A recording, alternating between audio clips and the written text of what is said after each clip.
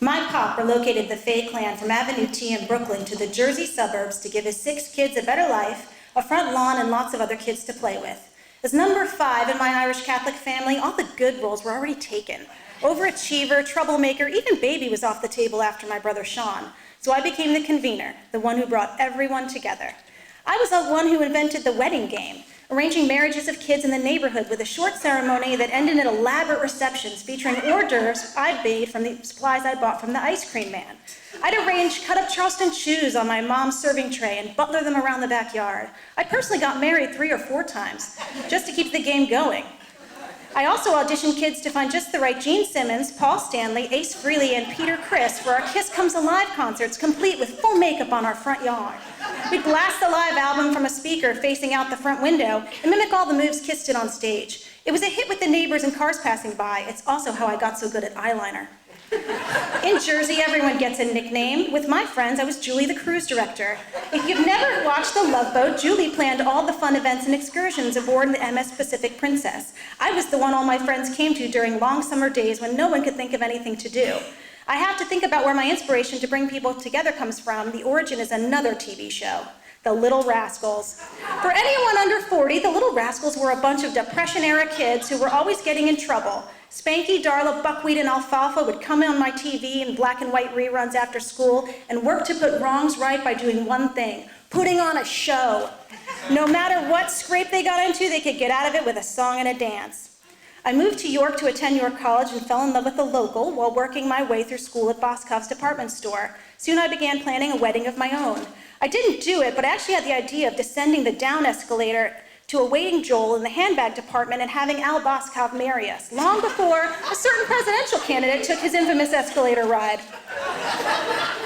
I volunteered with York community events whenever I could, carrying banners and parades, volunteering with First Fridays. I loved getting involved in helping make large events feel personal. Word also got out that I would wear any costume you asked me to, which meant I got to be Beaver, Sasquatch the Friendly Bigfoot, and Franklin the Turtle. Anything for the show, folks. In 2001, I became Director of Marketing and Events at York Arts. I learned how to connect events to the mission of the organization. I helped create the first ever Great Mosaic Marathon, installing a large-scale tile mural in the Central Market parking garage in 48 hours. The mural's still there, and so's the grout under my fingernails. In 2003, I became the Director of York City Special Events, planning large-scale stuff throughout the year, including Bike Night, Mother's Day Street Fair, York Fest, and so many more. Over the next 4 years, I'd live and breathe the show, immersing myself in details of planning and executing with hundreds of vendors stretching blocks of our city, working with police and public works to make sure those events were safe and accessible. I met circus daredevils, human statues, pig ventriloquists, Django the Toothless Monkey. I got screamed at by vendors, hit by cars, cursed at in French by the Marquis de Lafayette, and I loved it. I loved honing and shaping these community moments that made memories for so many families. I got to the point that I wanted to share what I learned with the next generation. Over the next years, I taught special event planning at York College and made it my mission to have the students learn from my experience. I tasked each of them with creating fictional large-scale events that contained emergency plans and timelines. Many of my students went on to become event planners all around the country. To each of them, I imparted these kernels of wisdom.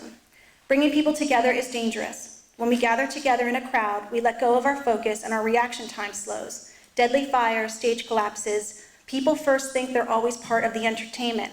It's supposed to happen. Planners are responsible for getting everyone that goes in back out. Events are full of opportunities to change you.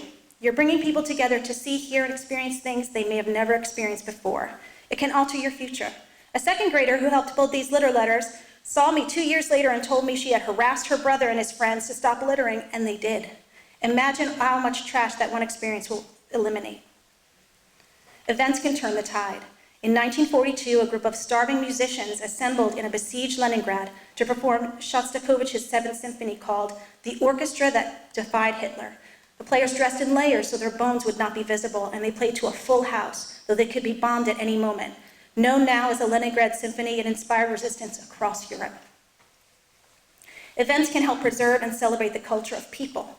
They've been used across the world to pass on language, music, dance, and customs from one generation to another.